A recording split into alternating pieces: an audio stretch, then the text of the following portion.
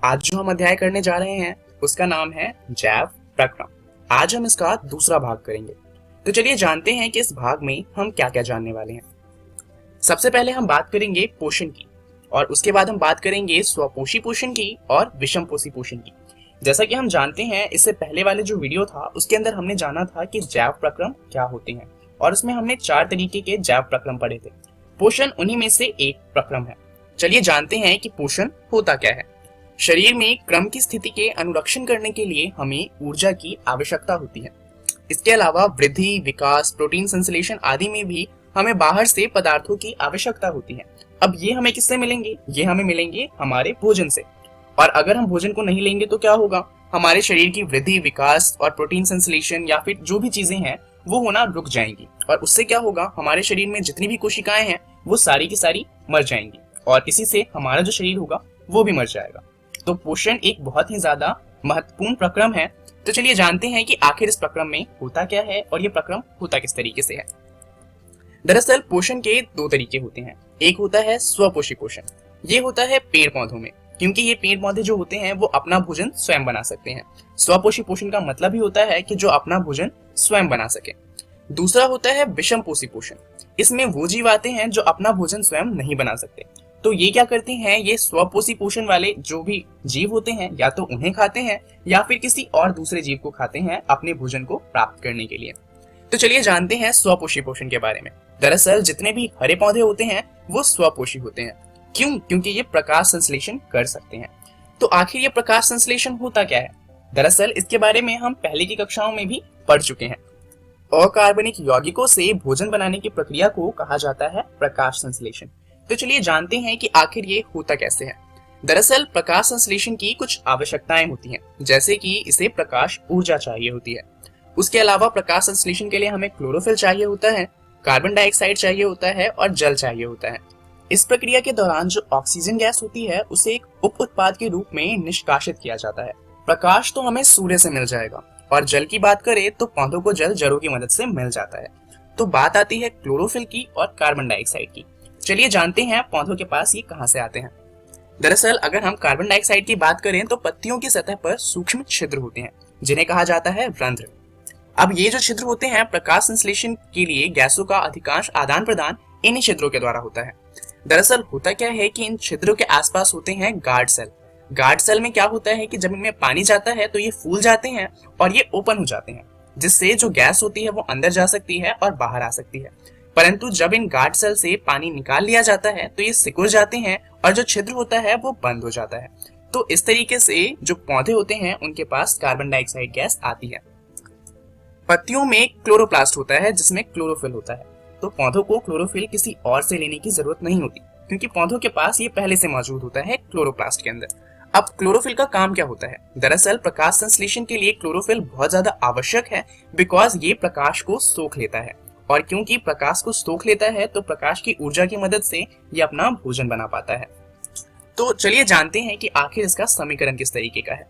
ये समीकरण बहुत ही ज्यादा महत्वपूर्ण है, तो इसे याद कर लीजिएगा। दरअसल हमने पहले की कक्षाओं में जो समीकरण पढ़ा है वो कुछ इस तरीके का है। जब कार्बन डाइऑक्साइड गैस और जल अभिक्रिया करते हैं क्लोरोफिल और प्रकाश की मौजूदगी में, जो कि हमें सूर्य से मिलता है और क्लोरोफिल पत्तियों के पास होता है, तो हमें मिलता है कार्बोहाइड्रेट और साथ में मिलता है ऑक्सीजन गैस। परंतु ये जो अभिक्रिया है ये पहले की कक्षा के लिए है। अभी के लिए जो आपको अभिक्रिया याद रखनी है वो अभिक्रिया है कि जब 6 कार्बन डाइऑक्साइड गैस के मॉलिक्यूल अभिक्रिया करते हैं 6 जल के मॉलिक्यूल से क्लोरोफिल और प्रकाश की मौजूदगी में, तो हमें मिलता है ग्लूकोज, जिसका सूत्र होता है C6H12O6, और साथ में हमें मिलता है ऑक्सीजन गैस। तो ये जो नीचे वाली समीकरण है आपको अब ये याद रखनी है, क्योंकि दरअसल जो ऊपर वाली समीकरण है वो उतने अच्छे से चीजों को एक्सप्लेन नहीं करती। तो चलिए अब बात करते हैं कि आखिर कार्बोहाइड्रेट से होता क्या है। दरअसल ये जो कार्बोहाइड्रेट हमें इस अभिक्रिया से मिलता है ये पौधों को ऊर्जा प्रदान करने में प्रयुक्त हो जाता है। परंतु जो पौधे होते हैं वो सारा कार्बोहाइड्रेट एक ही बार में इस्तेमाल नहीं कर लेते। दरअसल वो कुछ कार्बोहाइड्रेट को इकट्ठा करके भी रख लेते हैं, क्योंकि हम जानते हैं कि रात के समय प्रकाश संश्लेषण नहीं हो सकता, परंतु पौधों को ऊर्जा तो रात के समय भी चाहिए। तो जो कार्बोहाइड्रेट तुरंत प्रयुक्त नहीं होते हैं उन्हें मंड यानी कि स्टार्च के रूप में संचित कर लिया जाता है।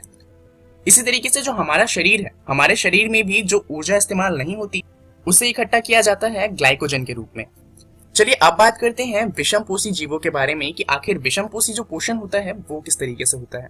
विषमपोषी जीव स्वपोषी जीव पर प्रत्यक्ष या अप्रत्यक्ष रूप से निर्भर करता है।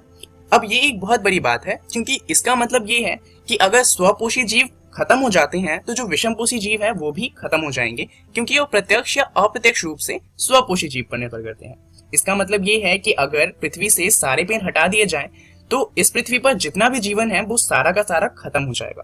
अब हम ये तो जानते हैं कि हम पौधों से अपना खाना प्राप्त करते हैं, जैसे कि चावल, गेहूं, ये सब हमें पौधों से मिलता है। पर कोई कह सकता है कि हम तो बकरियों को भी खाते हैं, पर बकरियों तो पौधों पे नहीं उगती, इसका मतलब हम बकरियों को खाकर जीवित रह सकते हैं। परंतु देखा जाए तो बकरियां क्या खाती हैं? बकरियां घास को खाती हैं।